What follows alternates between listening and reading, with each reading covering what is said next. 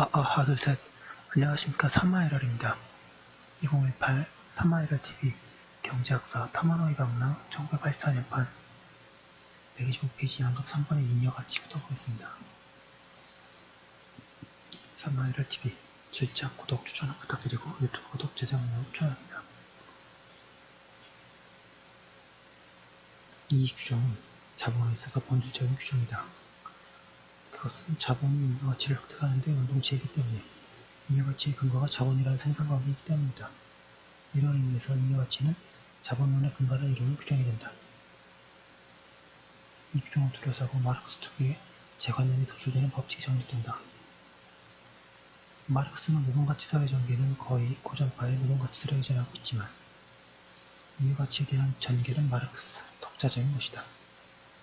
이러한 의미에서 보아도 인여가치론은 자본론의 근간을 이루고 있는 규정이라고 할 수 있다. 이 규정의 인여가치는 어디에서 생겨나는가? 자본은 무엇을 근거로 증식하는가라는 질문을 통해서 주어진다.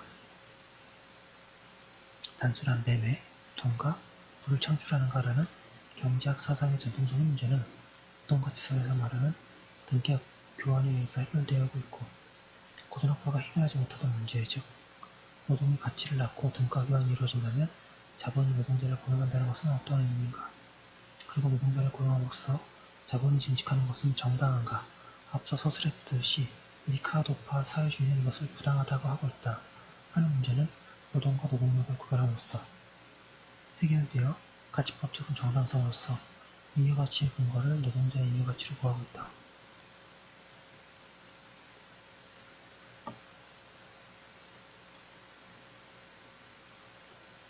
또한 가변자본, 불변자본의 규정이 그로부터 노출되고 있다. 그 사이의 전개를 상세히 살피면서 마르크스 특유의 관점을 이해하여 보자.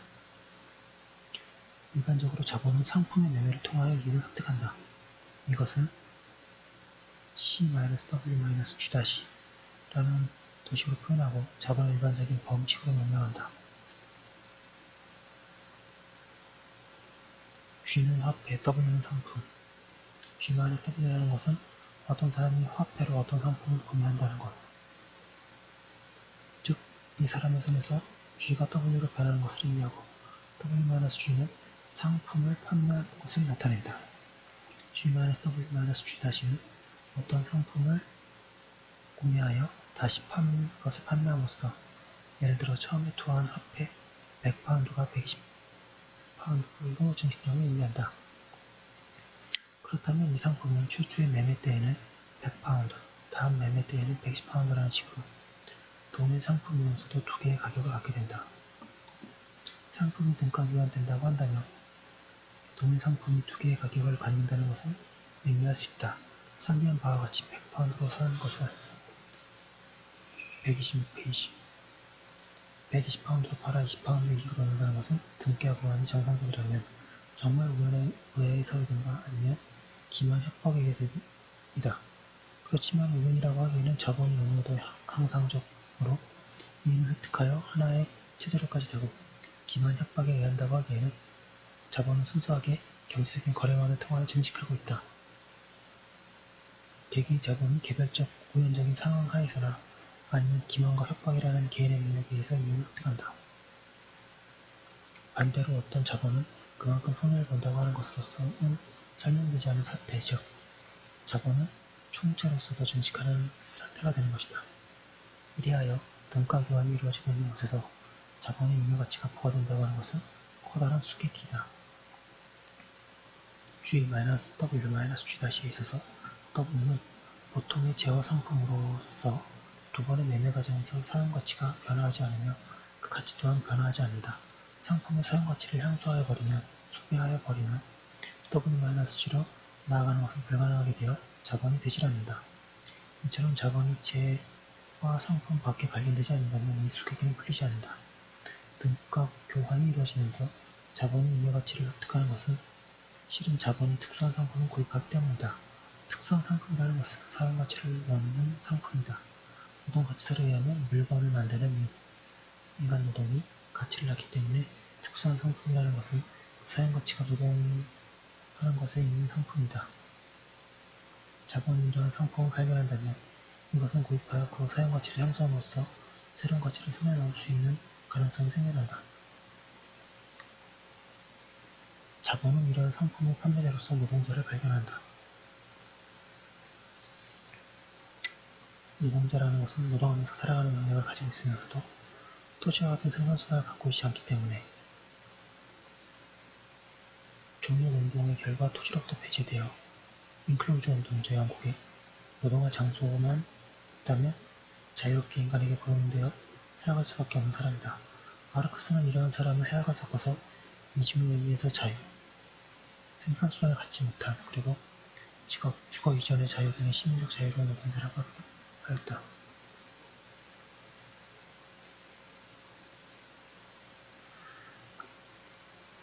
자본은 노동자를 고용하기는 해도 노동 자체를 사는 것은 아니다. 인간을 산다고 하는 것은 노예로 사는 것이므로, 물론 이 말에는 동의하지 않습니다. 저 127페이지. 노동자를 노예로서 소유하는 제3자를 전제하지 않으면 안 된다. 노동자를 고용한다는 것은 고용되어진 노동자의 인격을 인정하면서 매매를 하는 것이다. 자본은 노동자로부터 노동자가 소유하는 무언가를 사는 것이지 결코 노동자의 전 인격을 사는 것은 아니다. 그렇지만 그렇다고 하여 자본은 노동자로부터 노동 그 자체, 가치를 낳는 과정 그 자체를 사는 것도 아니다. 노동이라는 상품을 사는 것은 아닌 것이다. 노동 상품을 사는 것이라면 자본은 등가교환이라는 원칙에서 노동 가치를, 즉 노동자가 노동하여 생산한 가치와 같은 양의 것을 노동자에게 지불하지 않으면 안 되므로 자본은 이의 가치를 획득할 수 없게 된다. 마르크스에 의하면 고전파가 노동가치설을 확립하면서 자본의 정치를 설명할 수 없었던 것은 노동자에게 노동가치가 지불된다고 했기 때문이고, 노동 저주권론의 이론적 한계도 자본과 노동자와의 매매를 올바르게 파악하지 않았던 데에 있다. 자본론은 이 자본이 구입하는 특수한 상품을 그 사용가치 있는 가치를 낳는 노동과 구별하는 노동력이라고 부르고 있다. 노동은 현실의 노동 과정이며 현실의 흐름인데 비해 노동력은 노동을 하는 잠재 능력으로 흐름을 낳는 힘의 덩어리라고 표현할 수 있다. 노동력의 사용가치는 노동하는 것, 즉 가치를 새롭게 낳는 것에 있는데 비해서 노동력의 가치는 이것과는 매우 별개인 것에 있다. 노동능력이라는 것은 공장 등의 생산 과정에서 만들어지지 않으므로 일반 상품처럼 재화의 생산에 투하된 노동력에 의해서 결정된다고 단순하게 말할 수는 없다. 생산에 빗대서 말한다면 노동자의 생활, 기본적으로는 이의 물질적 측면이 노동자의 생산 과정이 된다. 이처럼 가설로서 노동가치설을 적용한다면 노동력의 가치는 노동자가 생활을 유지하여 다시 노동을 짓게 되는데 필요한 생활 자료에 의해서 규정하게 된다. 생활 자료의 내용과 양은 이른바 최저 생존 수준을 하한으로 하여 사회적, 역사적, 문화적 체제권에 의해서 일정한 수준이 결정된다.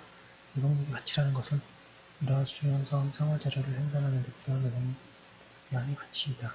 특수한 사용가치를 가진 노동력 상품은 그 가치 규정도 또한 간접적이며 특수하다. 이처럼 노동과 노동력을 개념상으로 구별하여 노동력의 가치를 노동자의 생활 자료에 의해서 부여하게 되면 인연과 가치의 근거는 명확해진다. 1단계 G-W를 계속하여 특수한 상품의 사용 과정이 삽입되어 128페이지 진다. 특수한 상품의 사용 가치를 실현해야만 G는 G-는 G 플러스 델타 G로 될 수 있다. 사용 가치를 실현하는 과정이라는 것은 노동자의 노동 과정, 자본에 있어서의 생산 과정이다. 자본 운동은 G-W-G 대신에 G-W 점점점이 된다. 여기에서 P는 생산 과정을 나타내고 프로세스가 되겠죠. W는 가치적으로도 사용 가치적으로도 W는 다른 상품을 표현한다. 예를 들면 하루의 노동력의 하루의 가치가 8시간의 노동력이라면 자본을 집어넣은 W의 과정에서 노동자에게 이만큼 연결되기 때문에 G는 G 플러스 델타 G가 되기 위해서는 노동력을 하루에 8시간 이상 사용하지 않으면 안 된다. 즉, 노동자를 8시간 이상 노동시켜야 하는 것이다. 이것을 노동자가 만들어내는 재화와의 관계에서 보면 다음과 같다. G1SW 과정에서 노동자의 노동 8시간분의 가치는 노동 8시간분의 생활 자료를 구입하는 데 사용된다. 노동자는 노동력을 팔아오른 화폐로 자본의 생산 과정에서 자신이 만든 생활자료인 노동 8시간분을 자본에게서 구입한다. 만약 노동자가 하루에 8시간밖에 노동하지 않는다면 노동자는 자신의 노동 생산된 무료를 자본에게서 구입하게 된다. 자본의 수중에는 G-W가 끝나도 최초의 노동력을 투하한 자본 8시간의 가치가 남아있을 뿐이다. 노동력의 가치, 즉 노동자의 생활 자료의 생산에 필요한 노동시간이 8시간이라면 노동자는 자본의 밑에 있든 없든 하루 8시간 노동하지 않는다면 자신의 생활을 유지하여 갈 수 없다. 하루의 노동시간 수를 노동도라고 하고 이 노동일 중에서 노동력의 가치에 상당하는 부분을 필요노동이라고 한다. 자본은 필요노동을 추가하여 1노동일을 연장하여만 잉여가치를 획득할 수 있다. 1노동일 중에 필요노동을 추가하는 노동을 잉여노동이라고 하고 그것에 생산되어지는 생산물을 잉여생산물이라고 한다. 이 잉여노동이야말로 잉여가치에 근거가 있는 것이다. 이리하여 모든 상품에 대해서 등가 교환이 이루어지면서 또 자본이 증식된다는 수수께끼는 잉여노동의 존재에 의해서 해결되게 된다. 따라서 일례로 필요노동이 12시간 노동인 경우 이른바 생산력이 낮은 경우에는 인간의 육체적 조건으로 보아 잉여노동을 얻는 것이 불가능하게 되어 자본은 증식의 인거를 성실하게 결립할 수 없게 된다. 일정의 생산력 수준에 도달한다는 것도 자본의 존립 조건을 이루는 것이다. 이와 관련해서 또 하나의 마르크스 두 개의 개념에 대해서 언급할 필요가 있다. 125페이지. 어떠한 재화를 만들기 위해서는 새로운 노동, 살아있는 노동만이 아니라 원료, 기계 등의 생산수단 또는 필요로 하며 소모된 생산수단은 보충되지 않으면 안된다. 원래 등가교환을 통하여 손을 넣었다면 그것을 보충하기 위해서는 또한 그만큼의 가치가 소모되는 과정에 보충하지 않으면 안된다. 이 보충을 보충해야 하는 새로운 노동은 살아있는 노동을 체화하는 가치를 형성하는 동시에 생산수단을 소모함으로써 소모된 부분에 상당하는 노동시간을 가치로서 새로운 생산물에 이전시킨다고 생각된다. 이리하여 가변자본과 불변자본 이라는 개념이 생겨나게 된다. 노동력 구입에 쓰여지는 자본 부분은 잉여노동에 기초하여 가치량을 변화시키는 요인이 되기 때문에 가변자본으로 불리고 새로운 노동이 가치를 갖는 데 병행하여 가치 이전되어가는 생산수단에 투하한 자본 부분은 불변자본으로 불린다. 이러한 개념들을 전제로 한다면 이 노동일에 만들어지는 생산물의 가치는 분리된 분별 자본, 불변 자본 부분, 노동자의 노동 중에 필요노동이 상당하는 가변 자본 부분, 잉여노동이 상당하는 잉여가치 부분의 상황목으로 구성되어 C 플러스 V 플러스 N로 표시될 수 있다. 4번의 자본의 축적. 마르크스는 자본을 잉여가치를 획득하는 운동체라고 규정함으로써 마르크스 자본주의 사회가 만들어낸 역사적으로 매우 새로운 제 상황에서 이론적 체계적인 표현을 부여하고자 했다. 일례로 기계제 대공업 확립, 그것은 광범위한 확대 등 생산 방법의 급격한 발전, 이와 대조적인 장시간의 노동, 저임금, 가혹한 노동환경, 근로자의 강제 노동 등 노동자 생활의 열악화 등을 볼 수 있는데 이러한 상황에 대해서 마르크스는 다음과 같은 이론적으로 표현하고 있다. 잉여가치를 획득하는 데는 노동일이 필요노동을 초과한 연장과 필요노동을 강조함으로써 잉여노동 부분을 증대시키는 두 가지 방법이 있다. 지금보다 더욱 많은 잉여가치를 획득하려는 경우에도 이 두 가지 방법이 고려된다. 전자를 절대적 잉여가치의 생산, 후자를 상대적 잉여가치의 생산이라고 한다. 전자는 노동자를 가능한 한 장시간 노동시키고 휴식시간, 식사시간을 조용하게 단축시키며 주야 이교대 해제, 감독 강화에 엄격한 직장 규칙을 위해 노동을 감화함으로써 획득된다. 130페이지.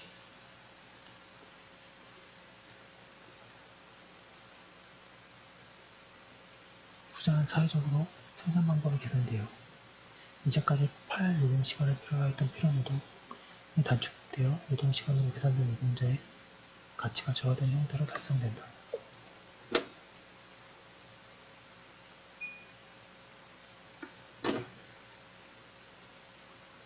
물론 현실에 있어 개개의 자본을 사회적인 생산 방법의 개선과 필요 노동의 단축을 동기로 하기보다는 이른바 주의 자본과의 비교 속에서 특별 잉여가치를 획득하려고 생산 방법을 개량해야 한다.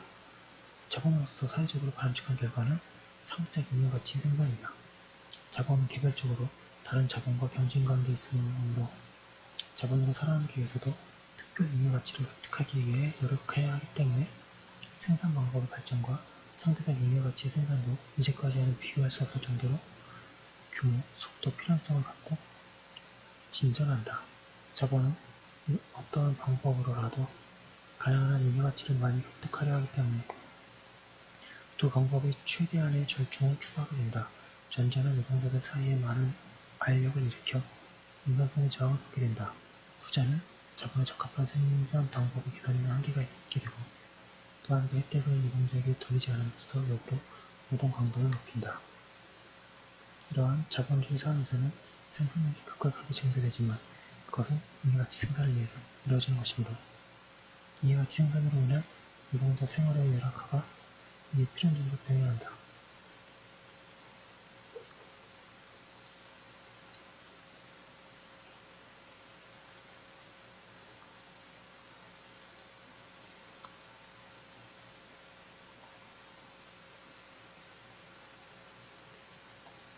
이처럼 일견 역설적으로 보이는 사태가 자본, 잉여가치의 규정에 의해서 필연성으로 띄는 것으로 묘사된다. 그렇지만 이러한 규정이 표현하는 바는 여기에서 그치지 않는다. 윤문사관이 보여주는 바에 따르면 자본주의 경제에서 그 발전의 과정에서 생산력과 생산관계가 충돌하여 자본주의적인 생산관계는 붕괴해버린다. 마르크스의 개인 생각인데 물론 이대로 되지는 않았습니다. 마르크스는 이러한 예측에 경제학적 표현을 부여하고 있다. 그것은 그의 경제학 연구의 대목표이기도 하였다. 자본 축적 생산 방법의 진보에도 불구하고 산업 예비군으로 불리는 실업자, 불황자의 무리, 저임금, 이러한 것들을 더욱 악화시키는 주기적 공황의 도래, 이러한 현상은 이 목표에 대한 마르크스의 역은 더욱 붙였으면 틀림없다. 마르크스는 자본, 잉여가치라는 규정에 의해서 미국이 이론적으로 엄밀성을 넘고 있는 경향이 있긴 하지만 이러한 현상을 소절하여 몇 개의 법칙을 정립했다. 법칙이라는 것은 자본주의적인 축적의 일반적인 법칙과 131페이지 이율의 경영적 조화의 법칙이다. 그것들은 자본 축적, 자본을 축적한 잉여가치로 대량의 잉여가치를 획득하기 위해서 자본으로 전환시켜 자본을 대규모로 하는 것의 진영을 만들어낸다. 이러한 법칙은 또한 자본의 유기적 구성이라는 개념에도 의거하고 있다. 자본의 유기적 구성이라는 것은 자본 밑에서 사용되고 있는 생산수단의 양과 그 밑에서 일하는 노동자의 양의 비율이며 충명되어진 불변자본과 가변자본의 양적 비율이다. 생산수단, 불변자본에는 기계처럼 그 일 단위가 장기간의 사용에 버티면서 그 가치를 오랜 기간에 걸쳐 전체적으로 유지하는 고정자본과 물류와 같이 그 일 단위가 한 번에 다 쓰여지고 그 가치도 한 번에 전부 이전되어 유동자본과 구별이 있음에 주의를 기울일 필요가 있다. 유기적 구성은 생산물 가치의 구성이 아니라 생산 과정에 주행되고 있는 가치의 구성으로 같이 이전되지 않고 생산 과정에 남아있는 불변자본과 모두 포함한 규정이다. 마르크스는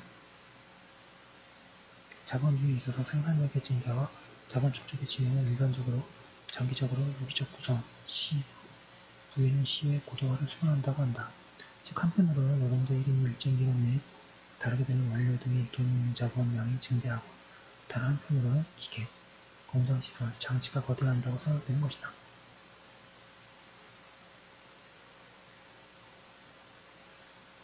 자본의 유기적 구성이라는 점에서 자본의 축적을 살펴보면 두 가지 경우가 고려된다.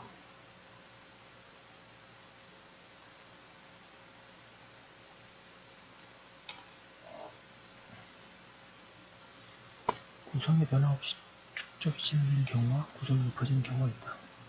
마르크스는 축적이 진행되는 노동자에게 주게 되는 작용을 이 두 가지의 경우로 구별하여 고찰한다. 자본 구성의 변화 없이 자본 규모가 증대한다면 이전과 같은 비율로 가변자본도 증대하고 노동력에 대한 수요가 증가한다. 노동 인구가 한정되어 있다면 임금 수준이 높아지게 될 것이다. 축적이 어느 정도 진전되어 임금 수준이 높아지면 축적을 쇠퇴하고 임금 수준은 원래의 상태로 반전한다. 구성의 변화가 없는 경우에 노동인구의 제약에 대한 자본의 축적의 진행과 감투로서 대응하여 가치 증식에 있어서 적당한 임금 수준을 유지한다. 그렇지만 자본주의의 발전은 생산성의 발전이라는 형태를 취하는 것이 일반적이다. 즉 자본의 유기적 구성이 고도화하는 것이다. 또한 자본 축적의 경우는 구성의 변화가 없는 축적에 비해 낮은 비율로밖에 노동수요가 높아지지 않는다. 구성의 고도화가 추가 자본 부분에서 시작되어 정례의 자본 부분으로 파급 130페이지 되어가면 이전에 고용되었던 노동자도 불필요하게 되어 이번 수요는 절대량에 있어서도 감소해버린다. 이러한 자본 축적의 진전은 노동자를 일시에 흡수하거나 축출하여 자본의 가치 증식에 있어서 상대적 과잉 인구를 만들어낸다. 자본 축적의 진행에 있어 장애로 보여지는 노동자 인구의 자연적 한계를 자본은 이와 같이 극복한다. 자본주의적 인구 법칙. 그런데 이런 형태로 자본 축적이 더 한층 진행된다면 상대적 과잉 인구는 누적적으로 증대한다. 이 때문에 임금의 수준은 하락하게 되어 비록 취업하고 있다 하더라도 생활은 공패해질 뿐만 아니라 또 한편 방대한 실업자금, 산업인분도 만들어낸다. 한편에는 부의 축적이 있고 다른 편에는 그 자신의 생산물을 자본으로서 생산하는 계급에게는 빈곤노동, 노예상태, 무직폭력, 도덕적 타락의 축적이 있다. 이것은 자본주의적 축적의 일반적 법칙이다. 마르크스는 때에 따라서는 이 법칙에 덧붙여 노동자 반향의 축적 증대에 대해서는 언급하고 있다. 그리고 노동자 계급의 반항의 결과 자본주의적인 생산관념이 폭파되어 버린다. 예, 이 부분은 제가 참 동의하기 힘들고요. 자본주의적 삶의 마지막 논문입니다. 수탈자가 수탈당한다라고 하고 있다. 예, 마르크스의 개인적 착각이라고 생각합니다. 요건은 별도로 마르크스는 자본 축적의 진행에 따르는 자본주의의 역사적 영향을 추론하는 방향으로서 이윤율의 경영적 저하의 법칙도 제시하고 있다.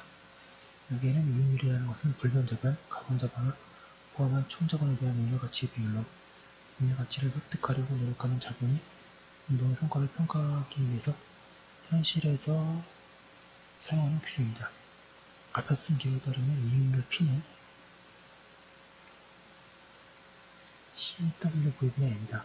마르크스가 이러한 법칙을 제시하여 소술하고 있던 바는 P는 C 더하기 V분의 M은 V분의 C 플러스 I분의 V분의 M에 있어서 자본의 유기적 구성 C분의 V는 부단히 고도화되어 가고 잉여가치율, 필요노동에 대한 잉여노동의 비율의 상승도 실현되지 못하여 이윤율은 저하 경향을 띠게 된다는 것이다.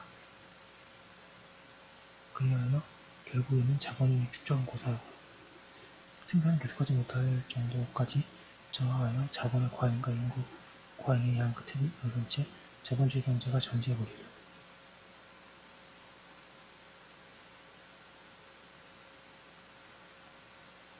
얼핏 보면 이윤율을 인상시키는 요인도 많아 마르크스 자신도 이윤율의 저하의 반대로 작용하는 제2윤을 검토하는 등 그다지 133페이지 확신에 찬 추론을 전개하지 못했다. 그럼에도 불구하고 이 법칙은 마르크스가 자본론에서 추가했던 바의 성격을 여실히 드러내고 있다 할 것이다 라고 하고 있습니다. 125페이지부터 133페이지까지 잉여가치와 자본의 축적에 대해서 자세하게 봤습니다. 약간 요약이 되어 있고요. 더 자세하게 하실 분은 원래 책을 그대로 보시는 것도 좋겠습니다. 여기까지 한번 올려두고 다음 거 이어서 하도록 하겠습니다. 잠시만요.